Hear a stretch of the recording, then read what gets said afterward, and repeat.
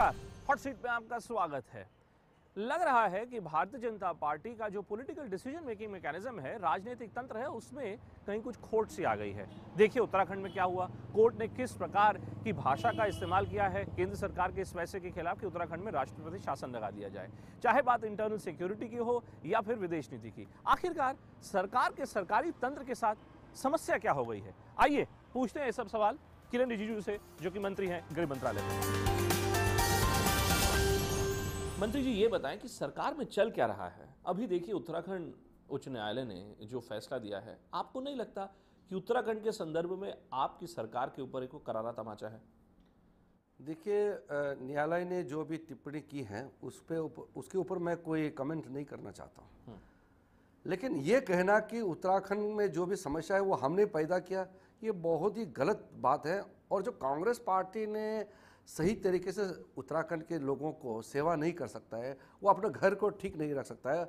अपने कांग्रेस पार्टी में विभाजन हो गया, वहाँ एक समस्या खड़ा हो गया। तो क्या उसमें बीजेपी तो क्या कोर्ट, क्या कांग्रेस के दबाव में क्या कोर्ट ने फैसला यही तो मैं कह रहा हूँ, कोर्ट चाहे वो हाई कोर्ट ने कुछ कहा है, उस पर मैं कुछ नहीं कहना चाहता हूँ, लेकिन ये उत्तराखंड का समस्या कांग्रेस पार्टी ने खड़ा किया हुआ है, उस पे हमारे ऊपर में ठोपना ये बहुत गलत नहीं, मैं आ रहा हूं, मैं भी कांग्रेस के ऊपर आ रहा हूं, लेकिन देखिए कि कोर्ट ने, मैं और आप मंत्री हैं, मैं सम्मान करता हूं आपकी बात का कि आप कोर्ट के फैसले के ऊपर टिप्पणी नहीं करना चाहते, लेकिन देखिए कोर्ट ने कहा क्या है, और उसको मैं राजनीतिक पृष्ठभूमि पर लेके जाना चाहता हूं आपके साथ। कोर्ट का दावा है कि आपका जो एक्शन था उत्तराखंड के संदर्भ में वो सिंफुल था, यानी कि वो एक जहर भरा एक एक्शन था, एक पाप था, जिसको हिंदी में हम पाप कहते हैं। पाप आपने पाप किया, आपने सर कोर्ट के सामने में आपने लोकतंत्र का गला घोट दिया, इसलिए आपने पाप तो किया। कोर्ट ने कुछ कहा है तो उसको हम उसको मान्यता देते हैं, हम उसका सम्मान करते हैं, लेकिन कोर्ट को भी सही चीज बताना, कोर्ट के सामने में सब कुछ रखना। वो तो रखा ना, अटॉर्नी जनरल साहब ने रखा, वो तो गए थे। किस तरह से रखा, कैसे रखा, कितना कन्विंस कर सका, वो तो देखिए ये तो हमारे हाथ में नहीं ना। उत्तराखंड में कांग्रेस सरकार ने अपना घर को अगर नहीं संभाल पाया और कहता कि बीजेपी ने वहां डिस्टेबलाइज करने का कोशिश की, आपने भड़काया वहां पर। बच्चे हैं क्या कांग्रेस के जितने पूर्व मुख्यमंत्री हैं, सीनियर एमएलएस हैं, क्या वो बच्चे हैं क्या? वो हमारे भड़काने से वो भड़क जाएगा? आपके ऊपर आरोप है, और ये हरीश रावत जी का आपके ऊपर सीधा आरोप है कि आपने साम दाम दंड भेद प्रलोभन की राजनीति। हाँ, वो अपना कांग्रेस के बारे में कहा, कांग्रेस यही राजनीति करते आए हैं कि हम देखिए हम लोग चुनाव लड़ते हैं पैसे के बल पर नहीं। लेकिन सर आप बार बार आप कांग्रेस के ऊपर आप आरोप जो लगा रहे हैं, मुझे ये बताइए कि हुआ क्या वहां पर इतना ही तो हुआ ना कि वहां पे कुछ कांग्रेस के विधायक थे जो कि कांग्रेस पार्टी से नाराज थे। अब वो कांग्रेस के बीच की आपस की बात है। हाँ। अब उसमें कैलाश विजयवर्गीय जी कहां घुस जाते हैं? वो क्या कर रहे थे देहरादून में? आप उनके एमएलए को सर लीला होटल में एक प्राइवेट एयरक्राफ्ट में आप उनके एमएलए को लेकर आते हैं, यहाँ पर आपके ऊपर आरोप है। तो हम विपक्ष में हैं उत्तराखंड, तो आप प्राइवेट विपक्ष के एमएलए को लेकर भाग जाएंगे? तो सर ये कैसा लोकतंत्र है? तो आप ये चाहते हैं कि विपक्ष जो है कांग्रेस को सपोर्ट करते रहे? बिल्कुल नहीं, लेकिन आप एक सत्ताधारी दल में हैं, क्या आपको शोभा देता है किरण जी? क्या आपको शोभा देता है कि आप उनके बागी विधायकों को लेकर आप रिजॉर्ट में रुकाएं, होटल में रुकाएं? सवाल तो सुनने में तो अच्छा है आपने जो पूछा जी, लेकिन तथ्य वो नहीं है ना। आप बताइए क्या? आप बता दीजिए। हम वहां विपक्ष में हैं, हम तो चाहेंगे कि वो सरकार जो गलत तरीके से सरकार हुकूमत कर रहे हैं वो सरकार नहीं रहे, वो तो हर विपक्ष चाहेगा ना। ठीक बात, हम तो उसको पूजा करके नहीं रखेंगे। मानता हूं आप मंत्री हैं, इससे मैं आपसे जानना चाह रहा हूं, क्या ये बेहतर नहीं होगा सर, क्या ये देश के लोकतंत्र के लिए सार्थक नहीं होगा कि आप 356 अनुच्छेद को आप खत्म ही कर दें? न रहेगा बांस न बजेगी बांसुरी। खत्म का बात नहीं ना, ये एक देश है ना, ये देश जो है राज्यों से मिलकर के देश बना है। हाँ, तो केंद्र क्या वहां पे प्रिंसिपल की तरह बैठेगा क्या? तो अगर केंद्र नहीं होगा तो देश नहीं रहेगा। नहीं, लेकिन केंद्र प्रिंसिपल तो नहीं है ना। भारत राज्यों का समीकरण है। हाँ, तो अलग अलग राज्यों का मिश्रण है भारत। कोई तो चाहिए ना ऊपर, लेकिन ऊपर बैठने के लिए कहीं ना कहीं इक्वालिटी भी तो नहीं है सर। आप अगर जब देश मजबूत है तो राज्य मजबूत है ना, आप अगर और राज्य मजबूत है तो देश मजबूत है। देखिए आरोप जो आपके ऊपर है कि आप लठधारी राजनीति कर रहे हैं, आप एक लाठी लेके बैठ गए हैं और आप चले हैं कि अब सबको अब भागेंगे। जो शब्द आप कांग्रेस वालों को कहना चाहिए वो हमारे ऊपर उपयोग कर रहे हैं। सत्ता में सत्ता में तो हम अभी आए हैं, लेकिन हम तो सत्ता में आए तो हम अपने आप को राजा नहीं मानते ना, हम तो सेवक मानते हैं। वो तो कांग्रेस का मानसिकता है कि वो सत्ता में आए तो वो मर्जी से करेंगे। उनका भाषा सुनिए उन जमाने में, अभी प्रधानमंत्री की भाषा का आप ध्यान दीजिए ना, प्रधानमंत्री जी सब मुख्यमंत्रियों से बातचीत करके, तालमेल से, मिलजुल करके कितना अच्छा से काम करता है। लेकिन देखिए देखिए sequence कांग्रेस of का events जो क्या है? अहंकार को आप देखिए ना कैसे रहा आप है। वो जिन शब्दों का आप प्रयोग कर रहे हैं, बड़े मजेदार बात है, आप जिन शब्दों का प्रयोग कर रहे हैं कांग्रेस के लिए, कांग्रेस उन्हीं शब्दों का प्रयोग आपके अरे लिए करती नहीं, है कांग्रेस कि ने आप अहंकारी 60 साल हैं, आप कांग्रेस में राज डिक्टेटोरियल किया। हैं, आप लोकतंत्र के कहने से खिलाफ क्या हो रहे होता है, हैं। कहने से क्या होता है, कांग्रेस का इतिहास सबके सामने में है। ठीक, कांग्रेस के जमाने में कोई इंदिरा गांधी जी, कोई राजीव गांधी के सामने में खड़ा करके कोई बात कर सकते थे लेकिन क्या? सर ये बताएं, आप देखिए, आप खुद पूर्वोत्तर राज्यों से आते हैं, अरुणाचल प्रदेश में देखिए क्या हुआ, नेशनल जुडिशियल कमीशन जब बनने की बात थी, देखिए क्या हुआ, वो भी सुप्रीम कोर्ट ने उसको भी स्ट्राइक डाउन कर दिया। अब देखिए उत्तराखंड में क्या हुआ, यहाँ पर कोर्ट के आपके खिलाफ देखिए कैसी सख्त टिप्पणी आई हैं। क्या मैं ये समझूं कि कहीं ना कहीं जो राजनीतिक मैकेनिज्म होता है एक राजनीतिक दल का, क्या वो भारतीय जनता पार्टी का राजनीतिक मैकेनिज्म जो है कहीं गड़बड़ा गया है क्या? इस देश में जो तंत्र है वो अपने अपने हिसाब से चलना चाहिए। जो पार्लियामेंट का पावर है पार्लियामेंट के पास रहना चाहिए, जो जुडिशरी का पावर है उनके पास रहना चाहिए, और जो एग्जीक्यूटिव का अथॉरिटी है वो एग्जीक्यूटिव के पास रहना चाहिए। ठीक है, उसमें इंटरफेरेंस की बातें नहीं है। आप नहीं कर रहे इंटरफेयर, हम क्यों करेंगे भाई? आइए, तो ये शोभा नहीं देता किसी भी चुना हुआ एक सरकार को, शोभा नहीं देता, हम लोग करते ही नहीं है।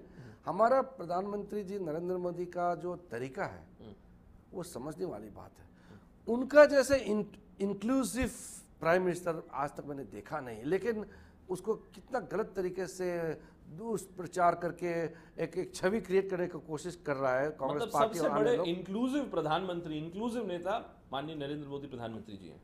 जो बात नरेंद्र मोदी जी कहते हैं, हर राज्य के मुख्यमंत्रियों से, हर सर्कल में जितने भी लोग आमने सामने में रहते हैं, सबको जो मिला करके एक साथ जाने का, सबके साथ सबके विकास का नारा लगा करके जो कर रहे हैं, उसको कहीं ना कहीं कांग्रेस पार्टी और कुछ लोग उसको डिसक्रेडिट करने के लिए एक कैंपेन चला रहा है। चलिए लेकिन वो कैंपेन सक्सेस होगा नहीं। आगे बढ़ते हैं। एक और जो मुद्दा जो जिसको लेकर कांग्रेस पार्टी आपसे काफी खफा है वो है आतंकवाद का मुद्दा। आपके ऊपर आरोप ये लग रहा है सर कि आप जब से सत्ता आपकी आई है, आपकी पार्टी पावर में आई है, आप लगातार ऐसे प्रयास कर रहे हैं कि कांग्रेस को किसी न किसी प्रकार से, चाहे वो ईश्वर जहां प्रकरण हो, चाहे कोई और प्रकरण हो, मालेगांव ब्लास्ट हो, उसमें कांग्रेस को एक कटघरे में खड़ा कर दिया जाए। इसमें असलियत क्या है सर?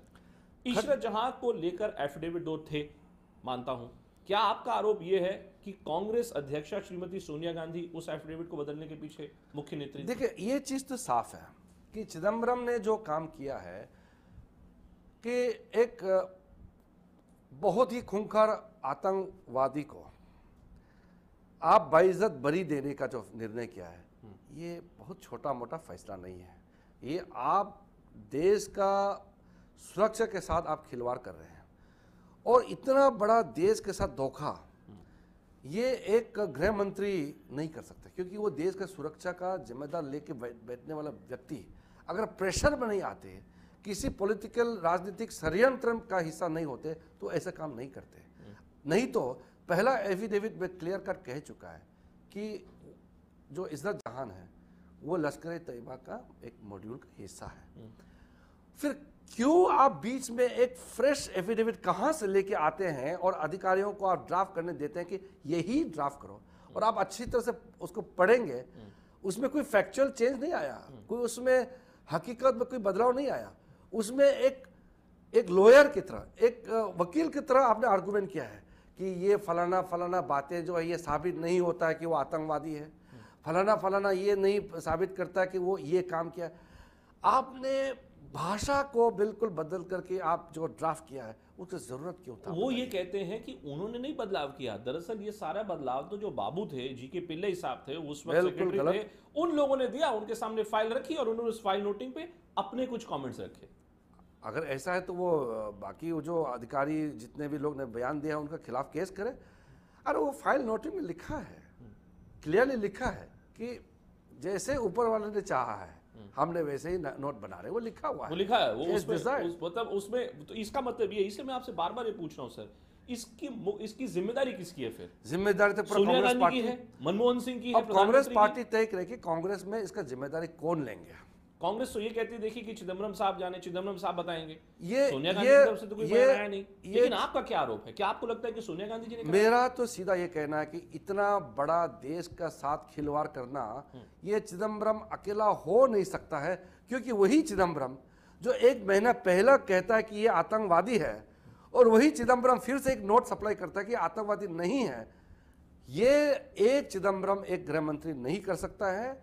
ये पूरा का पूरा एक बहुत बड़ा राजनीतिक साजिश रहा है, उसका जवाब कांग्रेस पार्टी को देना ही पड़ेगा। लेकिन मंत्री जी ये बताएं कि अगर आप जो कह रहे हैं, जो कि बड़ी संगीन और संजीदा बात है, अगर चिदम्बरम साहब वाकई गिल्टी हैं, अगर वो उन्होंने ये जुर्म किया है तो उनके खिलाफ तो क्रिमिनल केस होना चाहिए, तो वो तो बिल्कुल आपको फाइल करना चाहिए।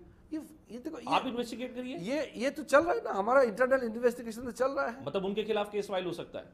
उसके बारे में मैं नहीं कह रहा हूँ। अरे आप मंत्री हैं, आप गृह मंत्री हैं सर, आपके कैसे अगर उन्होंने गलती की, आप कहते हैं उन्होंने गलती की, आप केस फाइल गलती क्या है? गलती तो क्या है, कांग्रेस पार्टी जवाब दे। एफआईआर फाइल, देखिए यहाँ दो मुद्दा होता एफआईआर फाइल होगी है, सर। एक राजनीतिक गलती होता है, एक प्रशासनिक गलती होता है। ठीक है।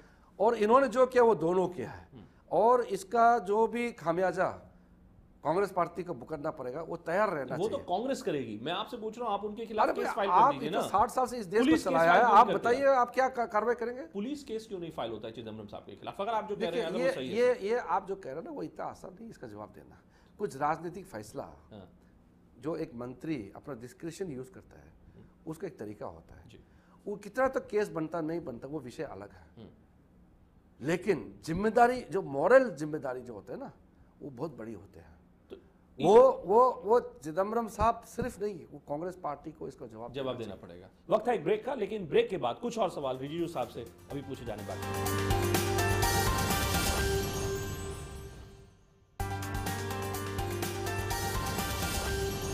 आपके ऊपर दूसरा आरोप जो लग रहा है वो ये कि जब से आप सत्ता में आए हैं तब से आप मालेगांव में जो बॉम्ब ब्लास्ट हुआ 2008 में, जिसमें कई निर्दोष लोगों की जान चली गई, आप उसकी भी असलियत को बदलने के चक्कर में हैं कि वहां पर जो लोग यूपीए के मुताबिक जो दोषी थे या कटघरे में थे, जिनके ऊपर सस्पेंशन था, कर्नल पुरोहित, साध्वी प्रज्ञा ठाकुर, आप इन सब लोगों को भी बचाने के चक्कर में हैं। क्या असलियत है? ये हम किसी को बचाने या नहीं बचाने का वो समय पार हो गया है। जब उस समय के, चाहे वो एटीएस हो, चाहे वो जीआरपी हो हरियाणा का, चाहे वो बाद में 2010 के बाद एनआईए के पास केस आया हो, कोई भी हो, जब इन्वेस्टिगेशन एजेंसीज जो होता है वो आरोपी तय करते हैं, चार्जशीट फाइल करते हैं या विटनेसेस आइडेंटिफाई करता है, उसके बाद वो एजेंसीज का पास कोई रोल नहीं रहता है, वो कोर्ट तय करते हैं। अब हम एजेंसी को दबाव डाल करके आई विटनेस को बदलने का जो बात है वो तो खड़ा नहीं उतरता है, क्योंकि वो समय पार हो गया है। वो अब कोर्ट तय करेंगे कि कौन विटनेस हॉस्टाइल हो गया है, कौन नहीं है, वो तो कोर्ट तय करेंगे। तो ये आरोप लगाना ही गलत बात है, लेकिन हकीकत ये है कि 2007 तक तो एक ही दिशा में जा रहे थे। लश्कर तैयबा हो, जैश ए मोहम्मद हो, चाहे पाकिस्तान से जुड़े हुए जितना भी आतंकवाद संगठन में काम कर रहे थे, सब सही था। ये 2007 के घटना के बाद फिर 2008 से ये मोड़ क्यों आया, और इतने लोग इतना हॉस्टाइल क्यों हो गए? आज इतने दबाव जो डाल करके इतने लोगों को, जैसे कि मालेगांव ब्लास्ट में 299 विटनेसेस बनाया गया है, उसके बाद इतने 2014 कैसे हॉस्टाइल हो गए हैं। तो ये चीज़ जो है, आप देखिए, कांग्रेस पार्टी ने एक राजनीतिक दिशा देने का कोशिश किया, कांग्रेस ने किया, और आप उस राजनीतिक दिशा को बदलने का प्रयास कर रहे हैं। नहीं, मैं कह रहा हूं, और कांग्रेस पार्टी ने जो एक शब्दावली इस्तेमाल किया कि भगवा आतंकवाद, उसको वो एक शब्दावली इस्तेमाल को साबित करने के लिए अलग अलग तंत्रों का इस्तेमाल करते हुए उन्होंने एक दिशा में चलने का कोशिश किया। अब जब झूठ चीज तो लंबा तो चलते नहीं बहुत ज्यादा, अब जब झूठ साबित हो रहा है, सबका सामने में आ रहा है, उसमें हमको ब्लेम करना ये कोई मतलब नहीं होता है। तो अंत में मुझे ये बताइए सर, आप कहते हैं समय पार हो गया, आप कहते हैं उत्तराखंड में कांग्रेस पार्टी जिम्मेदार है, आप कहते हैं सब कुछ आप ठीक कर रहे हैं, लेकिन देखिए कांग्रेस का आपके ऊपर आरोप ये है कि आप दरअसल खुद ही नहीं चाहते कि संसद चले, इसलिए आपने इस तरीके के फैसले आप लोगों ने लिए हैं। तो नहीं चला तो क्या होगा सर? तो फिर चलाइए फिर कांग्रेस। अगर वो सोचते हैं कि हम, वो कहते हैं आप ही नहीं चाहते कि संसद चले, तो वो आप डिस्टर्ब ना करें, फिर तो चलने दीजिए। नहीं तो संसद कैसे चलेगी? अरे जो कांग्रेस चुप बैठेगी तो संसद वैसे चलेगा, संसद चलेगा। कांग्रेस को देश के बारे में ज्यादा सोचना चाहिए, ना कि अपने बारे में।